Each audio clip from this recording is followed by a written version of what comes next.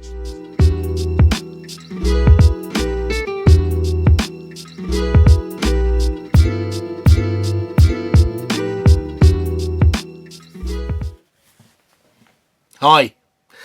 it's me again.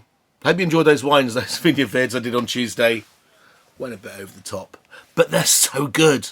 Okay, I did mention at the end of that show that we'd be doing this today. This is the wonderful world of Gewürztraminer. Okay, Gewürztraminer. Some of you may not have heard of the variety. Most people have. Weirdly, I think in the trade we have this impression that most people don't like it. But I think when you go out there and actually speak to people that drink Gewürztraminer, it's almost the only thing they'll want to drink. And the first wine, for example, which is from Tesco's, which has been excellent for many, many years, even though it's even changed hands. It's now being made by Arthur Metz. It used to be made by Carve de Turkheim, I think it was. And when you look at the reviews on the site, I think there's 52 reviews of Tesco's finest 2018 Gewürztraminer, and it's 5 stars, 5 stars, 5 stars, 5 stars all the way down. People love this wine. I think it's a wine that people can feel really at home with, because of all the varieties in the world, Gewürztraminer may be one of the most characterful, the most identifiable. It's kind of hard to say where Gewürztraminer came from. Let's break it down. Oh yeah, sorry, by the way, Drinks Coach UK, Vinesack UK, information about the wines in the bio below. Click subscribe, click the bell, world will be a happier place. Coming back to the wine. So, this is Alsace Gewurztraminer. Gewürztraminer literally means Gewürz, German, spicy, Traminer, wine of Tramine. So in England we call it Gewürz. We talk about, have you got any nice Gewürz on the list?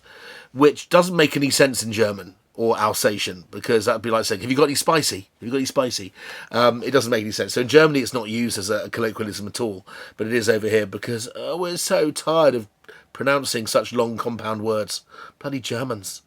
Geschwindigkeitsbegrenzung, speed limit. They're all 95 letters long. So let's start with this. Alsace. Alsace is the northeast of France, and you'll notice that wines in Alsace are the only appellation d'origine contrôlée, AOC wines, in France which are named after the grape variety. Kind of strange that, huh? So, Alsace Gewurztraminer is an AOC, but in any other part of France, if it says Chardonnay on the label, that's probably a bad choice of example, because there's a village called Chardonnay in the Macon. But if you choose any grape variety, it's not written on the front label in big bold letters because the Appellation Contrôlée won't allow it. But if it's a Riesling, or it's a Gewürztraminer, or it's a Pinot Gris, or it's a Sylvaner, they will in Alsace. I was told that Alsace has changed hands between France and what is loosely called Germany these days as many as 50 times in the last 1,000 years. Their fight over what is a wonderful piece of quite dry land. One of the reasons why the wines succeed so well despite being so far north is they're in the shadow, in the precipitous shadow of the Vosges mountains. The Vosges hills stop the rain from landing here. So even though it's not that hot, it's very sunny a lot of the time and very dry, which produces incredibly concentrated wines. Yes, going back to what Gewürztraminer is, yes. It means spicy wine from Tramine. Tramine is actually a town in what we now call Alto Adige, if you're speaking Italian, or, because it's a German-speaking region, the Südtirol. And Südtirol is, in fact, a region which is responsible for an awful lot of very exciting wines. So that's quite a long way to go, from the Südtirol, through the Brenner Pass, across Austria, maybe around the corner, across Switzerland, and then Luxembourg, and then Alsace. And also, when you taste Gewürztraminers in Germany, they often don't taste very aromatic. In Alsace, they have this, they're considered to have the greatest expression. And people look at the wines and go, why is it that Alsace produces incredibly haunting, super aromatic, packed with flavour, crazy, like in-your-face wines, but Germany doesn't? Well, it's not that clear-cut where the grape variety is from or what it is. And in fact, we might be calling different things Gewürztraminer, even though they're made from different grape varieties. It's largely considered that a variety from the Jura in the Alps, in the French Alps, called Sauvignon, Sauvignon Blanc and Sauvignon Gris, may have mutated or crossed with another variety to produce Gewürztraminer. That's possible. And also, for various reasons, there is some ampelographical, yes, look it up in the dictionary, ampelographical evidence to show that Sauvignon may have been crossed with another variety to produce Viognier, which is a grape variety from the northern Rhone, much further south in France. And actually, when you do professional big tastings, a very, very famous exam called the Master of Wine exam, they often put Gewürztraminer and Viognier together in the same tasting, and you ask to tell which one's the Gewürz and which one's the Viognier. And trust me, a lot harder than it looks. You just have to take yourself out of Strasbourg, out of the Alsace, and put it into a non-flute-shaped bottle, and suddenly Gewürz and Viognier can often be almost interchangeable. But Viognier tends to be a bit more arid, a bit more lemony, a little bit more peachy, and there's a bit more musk, what they call musqué or muscat character in Gewürz from the Alsace. Okay, so without further ado, let's try these wines. Why am I showing these to you? I don't remember the last time I saw anyone talk about Gewürztraminer, and you would think it would be Gewurztraminer, which is how the Germans pronounce it. But it's the spicy wine from Tramine. So really, the natural way of pronouncing it, which is the way the English do it, which is Gewürztraminer, is probably close to the truth. Gewürztraminer. Okay. Goes awfully well with the cheeses as well of the region. Smelly feet cheese, what's called Münster, Schom. Very nice with Gewürz. It's a wonderful food wine, which we'll go on to in a minute. But let's just start off with this one. This is all of £9, a piffling £9, which for Alsatian wine, supermarket own label or not, is really not much money. If you look at a bunch of Gewürztraminer, you'll notice that actually the skins are quite red. They're quite pink. Although it's labelled a red variety, because they're not black, they don't actually give that much colour to the wine. They are it's almost a red variety. And I find that red wine glasses are a little bit better for the round richness of these wines. These wines have a bit more tannin because the skins are thick, there's a lot of pips. It's quite low in acid like a red variety, and they take a long time to ripen. So in many ways, Gewürztraminer, despite having these haunting exotic aromas, is low in acid and big in texture. So they're more red than white in some ways. Okay, let's have a look at that. A lot of colour, as you'd expect. You see, you can pretend it doesn't smell like it, but it does. The one thing that always comes up in a tasting note for Gewürztraminer is, yes, you're at the back, lychee, correct. It's lychee. It's almost a joke smell. It's almost like Body Shop's made a shampoo out of lychees, and there you are, there's the smell. There's a cheap guilty pleasure chocolate we have in this country called Fry's Turkish Delight, which isn't Turkish Delight as you'd know it, beautiful rose petally Turkish Delight, which, again, expensive Gewürztraminer can smell like, but less expensive Gewürztraminer smells like Fry's Turkish Delight, which is kind of slightly artificial, rose-watery, raspberry-ish inner with this cheap black chocolate outside, and it's flipping delicious. And when I smell Alsace Gewürz, the particular one that Tesco sell, it always reminds me of Fry's Turkish Delight. So it's winning my affections already. So rose comes up a lot. Rose water, rose petal. Lychee will most definitely, but also kind of exotic, almost jasmine haunting perfume to it. This wine's young. 2018 is young for a Gewürztraminer. I'll come on to that a little bit more in a minute. But it's soft and gentle on the back note. When you bite into a lychee, you know when you bite in, if you've not had a lychee, even if it's in a can of syrup, when you bite into them, they bite and then all this juice runs out of them. And you get that sensation of soft, thick raindrops of lychee syrup and juice. It doesn't taste entirely dry. There seems like is it a bit off dry, maybe slightly a bit of sugar in there, maybe more than 10 grams. But it is 14% alcohol. It's a big beast of wine. You can certainly get shredded on this for not too much money. It's just so great with food. What does it go with? Well, here's one of my contentious issues. What do you drink with smoked salmon and sashimi? Two raw pieces of salmon. Smoked salmon is all about cold smoking it so that you cure the salmon, but it still has the texture of raw salmon because the texture is so unctuous and velvety. Sashimi is just raw cut salmon or tuna. It shouldn't be salmon unless it's wild. In Japan, they don't eat much salmon sushi. That tends to be a very European thing. But that pillowy texture is what you're after. A fresh piece of, delicious, imperceptibly delicate, lightly fishy meat, basically. If you drink what most people do when they drink with smoked salmon at Christmas, let's say Sauvignon Blanc or Champagne, even more popular, Rosé Champagne even, or even Chablis. These are all very high acid varieties and very high acid wines and styles. And rather like that dish in Peru and Chile called ceviche, where you have chopped chunks of sea bass or whatever in a bowl, and you add a thing called tiger's milk, which is a mixture of coconut water and lots of chili and lots of lime. It actually, the acid action cooks the piece of fish. It does exactly what you're trying not to do when you cold smoke salmon in the first place, or bury it in the ground in marinades called gravad lax, buried salmon in Swedish. My dad was the first person ever to do that in this country, believe it or not.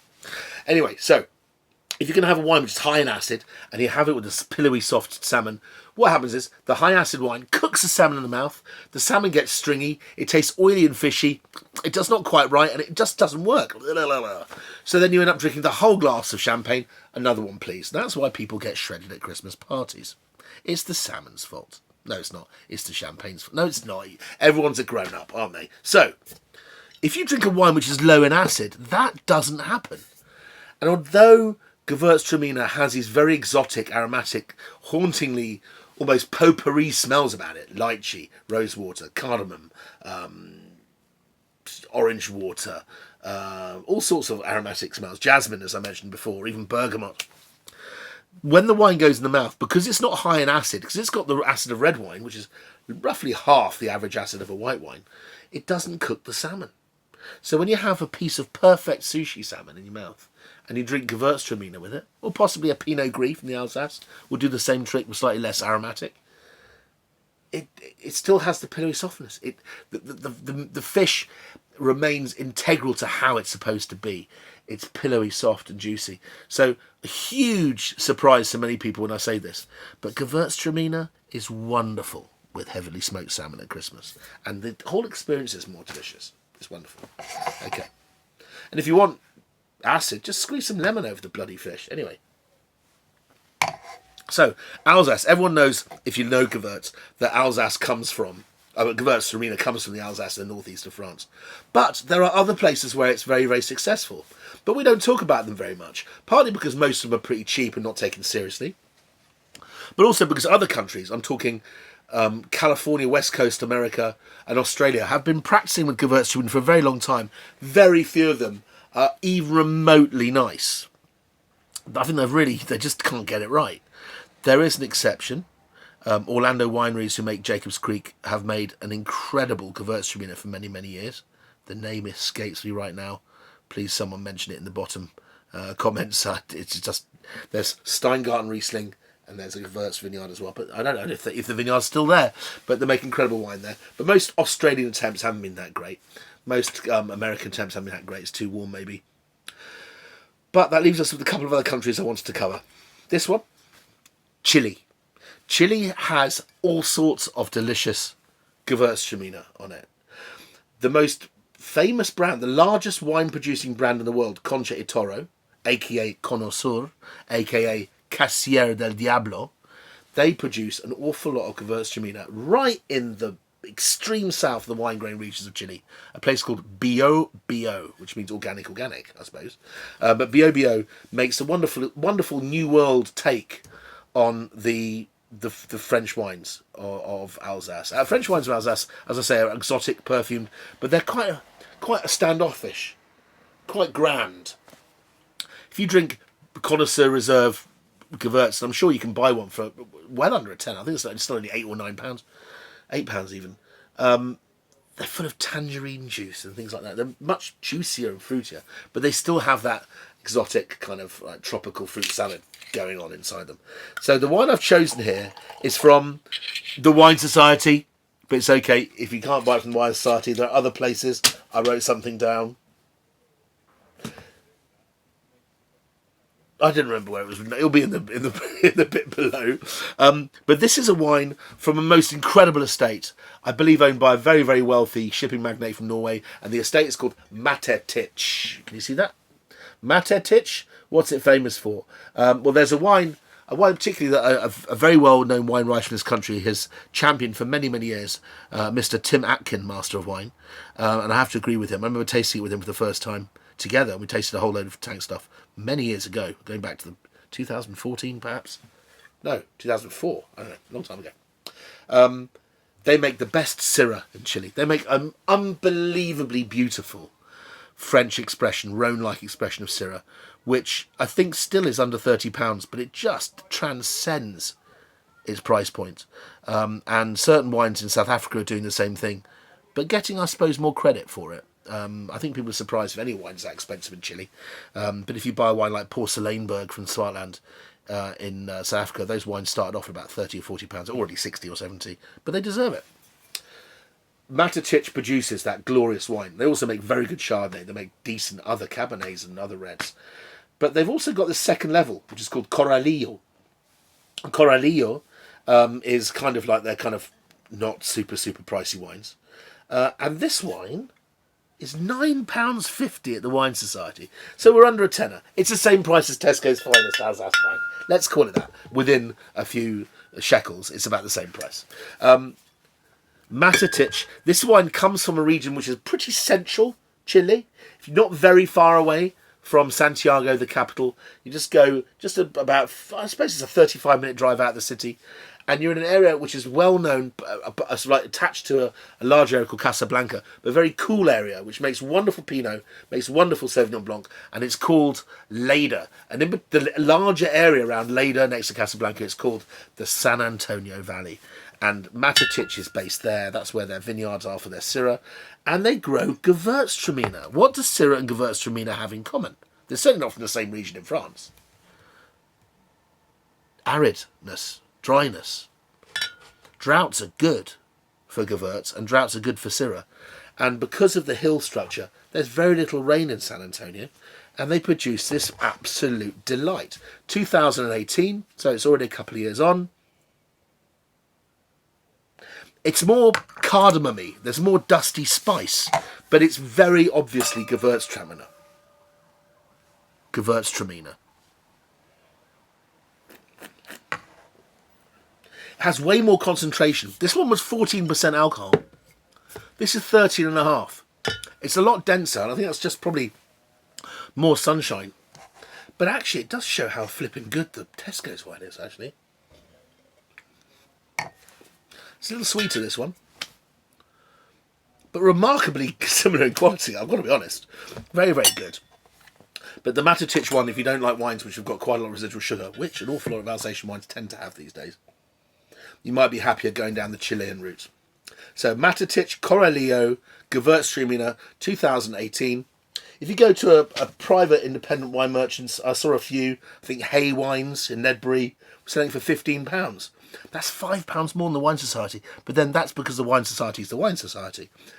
You have to pay a lot more for other versions of Gewürz, so it's still a good price. Had I done this before, I'd have put them that way round because this wine is considerably sweeter. Okay, going on to a wine. Katja, shout out to you, my love, at Davies. I think you were the person who sent this to me. I wasn't sure. But this is sold at Davies Wine Merchants and Wine Bars in London, and it's also available online. Proudly, I've discovered that there are a lot of very, very good Gewürztraminers in New Zealand. When I went to visit for the first time in 2006, there weren't. Some people put all of their incredible knowledge and science in Kiwi winemakers. I was about as genned up as anybody in the world, and said, why is Alsace making these lovely wines and we can't? And they realised by pressing the wine, so you had a lot of phenols in the wine, it was quite phenolic juice, it would evolve more quickly and you'd get more of those kind of almost smoky bacon and rose and oily exotic fruit flavours you get in Gewürztraminer in New Zealand Gewürz. Villemaria, I think it was Taylor's Pass Vineyard, was the first one I tried, experimented very, very heavily with this. Alistair Mayling, very, very talented winemaker, making very, very good Gewürztraminer. But the wines were 16.5% alcohol, and they were like almost like a cartoon version of the more gentle Alsatian versions. And they were just too high in alcohol. And after about 2 years, they just went, and they fell over. And I think this is really partly because New Zealand and France, there's a kind of an analogy that I always use, that France is like the whole world's lit up by candles. It could be bright, but it's gentle brightness.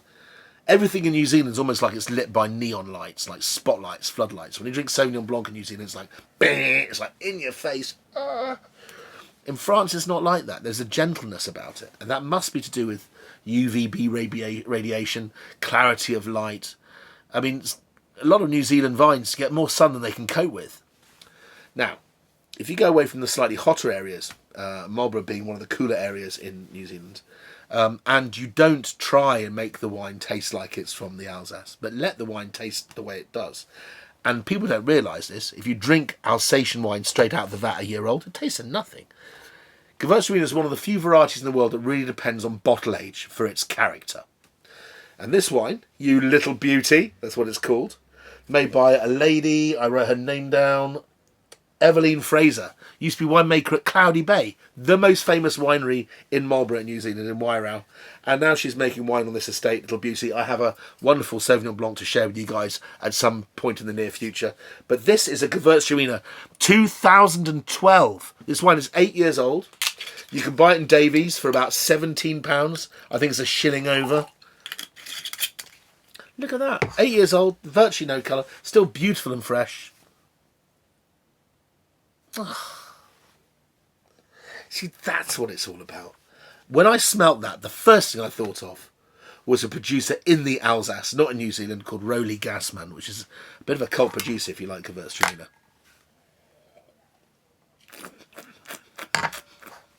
Waxy. I might have even experimented with a bit of wood there, but it tastes almost of acacia honey, beeswax, bacon fat. Pretty funky wine that needs big cheeses or maybe a big roast, slow roast pork belly. Go really well with Asian food as well. So this is my tip. If you like Alsatian Gewürztraminer, there are Gewürzes in Luxembourg particularly. That's a surprise area. There's a few in Italy, in Südtirol, and there's a few in Germany. But if you like Alsatian Gewürz, stick to the Alsace or go New Zealand with bottle age or Chile. That's where I think the hotspots are. It's a great variety which is low in acids, so there's no acid reflux. It ages effortlessly. Some of these wines may not have had any wood, and they still age for 5 to 6 years. Very enjoyable. But the last word in Gewürz, because the thing about Gewürz is I taste maybe 50 a year, and there's only about 2 I like. If I had to die and I had to drink a Gewürz first, it would be the wines of Domaine Weinbach in the Alsace. Theo and Colette Fahler. Theo Fahler died in the 70s, late 70s. Colette took over. She passed away about 5 years ago. And I think it's Catherine Fahler and her sons are now running the estate, and the estate's in very good hands. But you try Domaine Weinbach, Weinbach, Gewürztraminer. They have Cuvée Lawrence. They have Altenburg Grand Cru. There's a couple of others. You think you've died and gone to heaven. It takes Gewürztraminer to a next level. There are other great famous producers in the Alsace. One is Olivier Humbrecht of Zint Humbrecht, a biodynamic producer, who makes such giant wines out of Gewürztraminer. I'm almost scared of them. I almost get vertigo drinking those wines. It's like standing at the top of the Sagrada Familia looking over. There's so much in those wines. They're almost an expression of pure art, but I find them less attractive to drink. The pleasure is not there. Domaine Weinbach is the last word in Gewürztraminer in the world, the best. And the difference in price? A tenner, Weinbach, £30. £30 for the best Gewürztraminer in the world, which means it's one of the best wines on earth. 30 quid is well spent. See you tomorrow to talk about some new Marks and Spencer's wines.